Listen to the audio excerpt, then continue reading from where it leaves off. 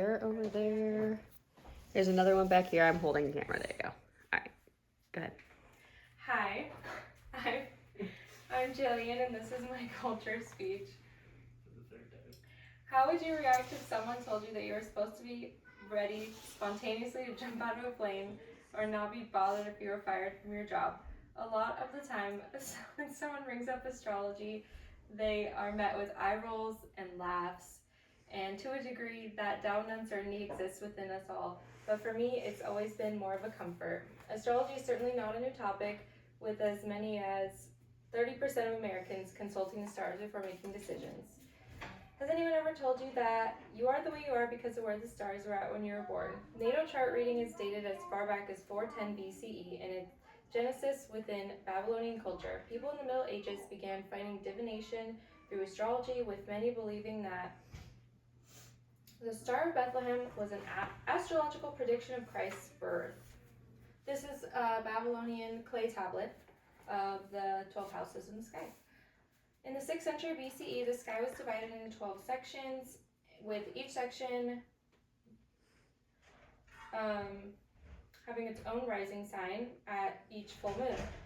This became the earliest version of the 12 houses in the natal chart we use today. Over the centuries, astrology has gone from being condemned by the Romans to thriving within the Renaissance period.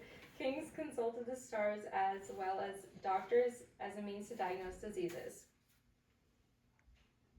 This is a map of the houses and signs and constellations.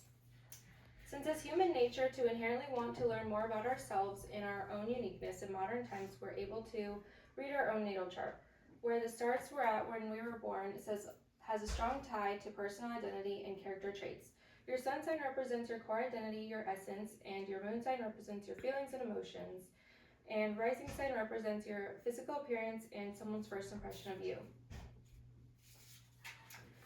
There are many aspects to this custom, but most people just know their sun sign. The practice of reading one's natal chart is something that many individuals take very seriously and believe it gives great insight on the traits that make them who they are. Now that we've highlighted the history and the basics of the natal chart, we will discuss what life lessons and communication lessons we can learn from astrology. Self-awareness.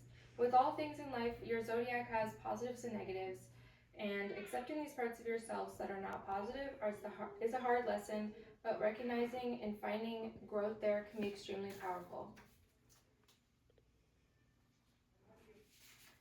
The way we handle conflict and resolution. Due to the fact that all the planets represent the different ways we show up in communication, one planet in particular is very interesting to discuss in the context of conflict: Mars. Mars is associated with the god of war. According to Valerie Mesa for Vice magazine, your Mars sign is where your raw energy and passion resides, ultimately influencing how you tackle challenges and pursue your desires. From a personal standpoint, my Mars sign is in Aquarius, which is an air sign, so I handle conflict and resolution in a more detached manner, and I tend to be more in my head about situations and will wait until the tensions have eased before I give my reaction. Conflict and resolution are both so integral to communication as well as astrology, but now let's discuss the other ways astrology is personal to me. This is the constellation of Sagittarius. I'm a Sagittarius, and we're known for being free-spirited, inspired people who could take the role of a teacher due to their vast love for learning. They tend to enjoy exploring taboo topics, traveling, and making connections. Ella Davies for Universal Wellbeing states, joy for them resides in having something enticing just out of their reach to aspire to. Personally, I find a lot of these qualities within myself, and I strive to live my life in a manner that honors these traits. The negative sides of living within this ideal are that most Sagittarius are natural optimists, even in moments they shouldn't be, tending to see the best in people even when they shouldn't. In an effort to comfort people around them, they tend to be preachy and throw their advice at them.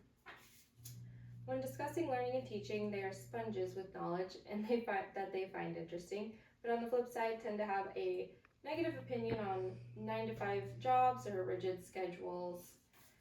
But astrology is so nuanced and personal with everyone's chart being different.